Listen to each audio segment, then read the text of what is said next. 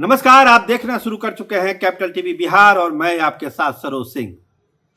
क्या पशुपति कुमार पारस ना घर के रहे ना घाट के रहे? क्या हुआ पशुपति कुमार पारस के साथ? आखिर धोखा कहाँ हुआ? या कोई रणनीति थी या कोई चाल थी या कोई साजिश थी कि पशुपति कुमार पारस को ना महागठबंधन में जगह मिली और ना एनडीए में जगह मिली?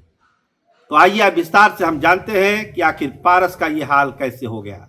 देखिए, जहां तक एनडीए की बात है तो एनडीए में जैसे ही जेपी नड्डा से मुलाकात हुई चिराग पासवान की, चिराग पासवान ने साफ साफ कह दिया या तो चाचा या फिर मैं, आप एक सिलेक्शन कर लीजिए और आपको किसको रखना है। तो चिराग पासवान जब जेपी नड्डा से इस तरह की बात कर रहे थे तो उससे पहले लालू प्रसाद और तेजस्वी यादव से उनकी बात हो चुकी थी कि आप आइए, आपको हम 6 सीटें देने के लिए तैयार हैं। तो इस भरोसे के साथ जब जेपी नड्डा से मिलने गए चिराग पासवान तो उन्होंने आंख से आंख मिलाकर बात की और ये कहा कि आपको एक चुनना ही पड़ेगा, दोनों साथ साथ हम लोग नहीं रख सकते हैं। एक म्यान में 2 तलवार रखने का कोई मतलब नहीं है, नुकसान के अलावा कुछ नहीं होगा। तो जेपी नड्डा ने भी स्थिति को भांपा और कहा चलिए हम आपके साथ हैं, आपको हम 5 सीटें देने के लिए तैयार हैं, नवादा आप छोड़ दीजिए। और फिर वही हुआ, जब सीटों की घोषणा हुई तो ये बात सामने आ गई कि चिराग पासवान की बात को जेपी नड्डा ने माना, भाजपा नेतृत्व ने माना और पशुपति कुमार पारस को एनडीए से बाहर कर दिया। उसके बाद की कहानी आप भी सुन लीजिए।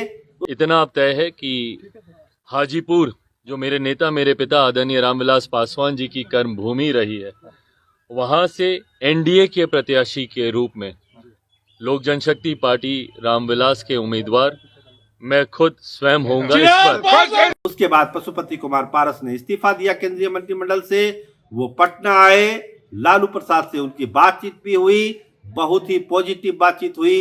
लेकिन जब ये बात पता चली पशुपति कुमार पारस की इन कहानियों की चिराग पासवान को, तो चिराग पासवान ने एक बार फिर फोन घनघनाया तेजस्वी यादव को और लालू प्रसाद को।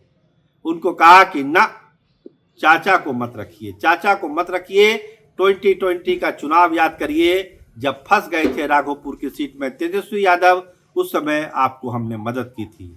हमारे ऊपर दबाव था कि सतीश राय के खिलाफ आप उम्मीदवार मत दीजिए, मत दीजिए, मत दीजिए, लेकिन हमने दिया उम्मीदवार राकेश रोशन को और लगभग 25,000 वोट उसको मिले।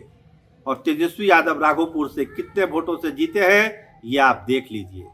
अगर हमारा प्रत्याशी वहां पर खड़ा नहीं होता तो आज तेजस्वी यादव विधायक भी नहीं रहते। तो आपको वो क्षण नहीं भूलना चाहिए जब हमने उतार दिया था अपना प्रत्याशी आपके अनुरोध पर, आपके कहने पर।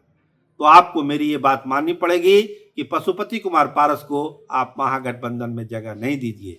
और जैसे ही ये बात पता चला, सुनी सुनाई बात जब पता चली सब लोगों को कि चिराग पासवान ऐसी बात कह रहे हैं, उसके बाद लालू प्रसाद का भी और तेजस्वी यादव का भी माथा ठनका कि बात तो सही ही कह रहे हैं। उसके बाद महागठबंधन में भी पारस की एंट्री बंद हो गई, सारे दरवाजे लॉक कर दिए गए। कहा कि आपको आने में थोड़ी देर हो गई, आपको थोड़ा पहले आना चाहिए था। तो इस तरह से एनडीए से भी और महागठबंधन खासकर आरजेडी से वो बाहर हो गए। उसके बाद जो दरवाजा खटखटाना था, कांग्रेस का दरवाजा पशुपति कुमार पारस ने खटखटाया, लेकिन वहां भी कोई सुनवाई नहीं हुई, क्योंकि कांग्रेस तो खुद अपने सीटों के लिए लड़ रही है, तो वो पशुपति कुमार पारस की पैरवी क्या करेगी। तो इस तरह से महागठबंधन से भी बाहर हुए और एनडीए से भी बाहर हो गए पशुपति कुमार पारस। तैयारी अब 40 सीटों पर चुनाव लड़ने की है। 40 सीटों पर पशुपति कुमार पारस की सेना उतरने वाली है। उम्मीदवारों की खोज जारी है, बहुत सारे उम्मीदवार अप्रोच भी कर रहे हैं, लेकिन क्या 40 सीटों पर उतारना है प्रत्याशी, ये फैसला अभी पशुपति कुमार पारस को लेना है। क्योंकि अगर पार्टी बचानी है, कैडर को बचा के रखना है, तो चुनाव तो लड़ना ही पड़ेगा। अगर कहीं समर्पण कर देना है तो बात अलग है। एनडीए गठबंधन के द्वारा बिहार में 40 लोकसभा सीटों के लिए किस दल को कितना सीट मिलेगा, इसकी घोषणा हो गई। मैंने आज से 5-6 दिन पहले प्रेस वार्ता में मैंने कहा था कि हम तब तक इंतजार करेंगे जब तक एनडीए का विधिवत घोषणा नहीं होता। कल विधिवत घोषणा हो गया। हम लोग 5 सांसद थे, हमारी पार्टी में 5 सांसद थे। मैंने बहुत ईमानदारी, बहुत लगन से, वफादारी से मैंने एनडीए की सेवा की। आज भी मैं माननीय प्रधानमंत्री जी का शुक्रगुजार हूँ और मैं आज भी तो देश के नेता हैं, बड़े नेता हैं, लेकिन हमारी पार्टी के साथ और व्यक्तिगत रूप से हमारे साथ नाइंसाफी हुई। इसलिए मैं भारत सरकार के कैबिनेट मंत्री से मैं त्याग पत्र देता हूँ। सर, क्या आरजेडी से कुछ बातचीत हुई सर आपकी? सर, आरजेडी के साथ क्या चुनाव लड़ेंगे? जितना बोलना था मैं बोल दिया। अब देखिए, भविष्य की राजनीति हम अपने पार्टी के हमारे वरिष्ठ बैठक कार्यकर्तागण है, उनके साथ मैं बैठ के तय करूंगा।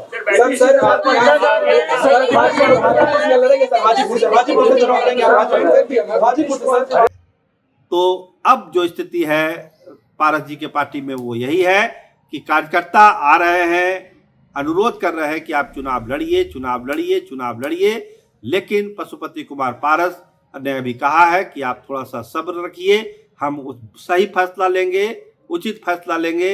लेकिन जो कहते हैं ना कि एक बार धोखा खा जाने के बाद कार्यकर्ताओं को भी लगता है कि शायद फिर कहीं कोई धोखा ना हो जाए, इसलिए फैसला जल्द लेने के लिए उन पर दबाव बनाया जा रहा है। लेकिन चिराग पासवान ने जो ऑपरेशन किया एनडीए में और महागठबंधन में, उसमें वो कामयाब हुए और 5 सीटें उनको मिली और महागठबंधन में भी उन्होंने पशुपति कुमार पारस को एंट्री नहीं लेने दी, क्योंकि अगर पशुपति कुमार पारस की एंट्री हो जाती तो फिर पारस जी के साथ उनका कड़ा मुकाबला हाजीपुर में हो सकता था और कुछ दिक्कत आ भी सकती थी। लेकिन अब तो मैदान खुला हुआ है चिराग के लिए। अब तो लगता नहीं कि बहुत ज़्यादा दिक्कत हाजीपुर में उनको आने वाली है। आप देखते रहिए कैपिटल टीवी बिहार। आपका बहुत धन्यवाद, आपका बहुत शुक्रिया।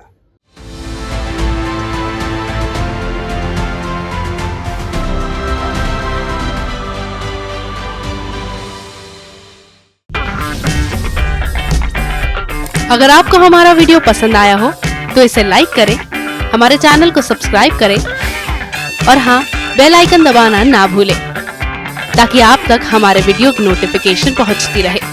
आप अपना सुझाव हमें कमेंट बॉक्स में दे सकते हैं। हमारे साथ जुड़ने के लिए शुक्रिया।